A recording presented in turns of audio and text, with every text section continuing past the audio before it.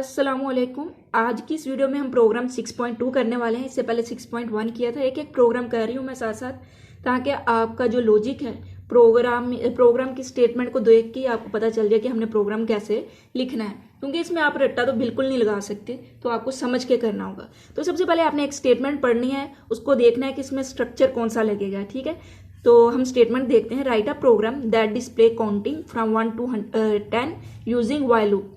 तो यहाँ पर तो उन्होंने खुद ही बता दिया कि आपने व्हाइल लूप का यूज करना है। 1 से 10 तक आपने एक काउंटिंग शो करवानी है। अगर वो व्हाइल लूप नहीं लिखते तो हमें कैसे पता चलता कि यहाँ पर हमने लूप का इस्तेमाल करना है या कंडीशनल स्ट्रक्चर का इस्तेमाल करना है।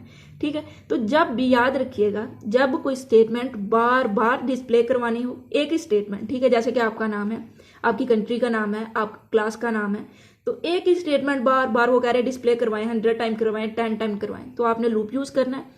और अगर वो कहें कि एक सीक्वेंस में आप इंक्रीमेंट करते जाएं, यानी आप 2 का टेबल शो करवा दें, इसी तरह आपको कहें कि आप 1 से लेके 100 तक आप काउंटिंग शो करवा दें, या कोई भी चीज़ जो एक सीक्वेंस में बढ़ती हुई जा रही है, तो वहां पर भी हम लूप यूज करेंगे।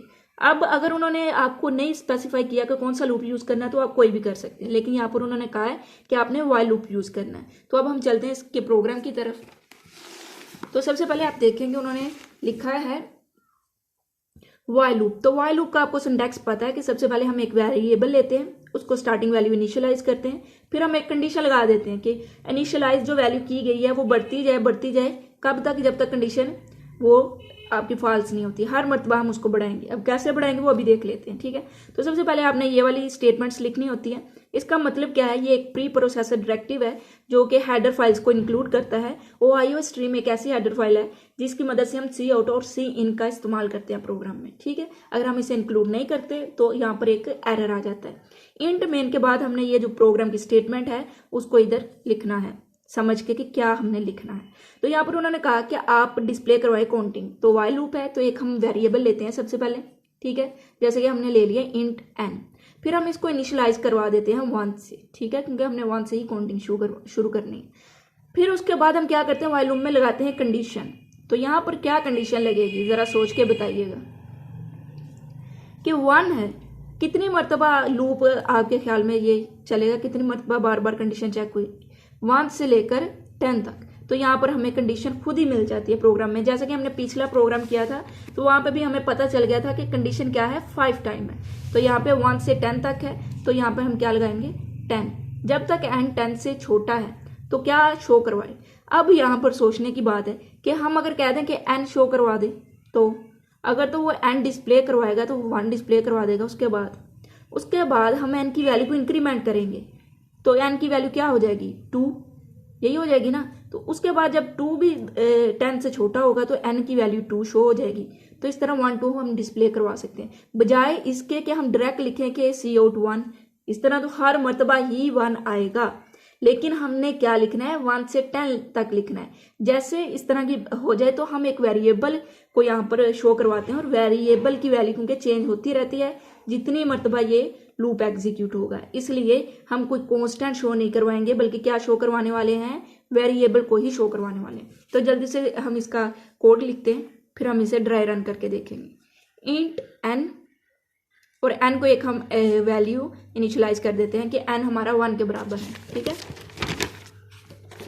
चलिए उसके बाद जब हमारा n 1 के बराबर है तो हम एक कंडीशन लगा देंगे, व्हाइल जब तक हमारा n 10 से छोटा है तो आप शो क्या करवाएं।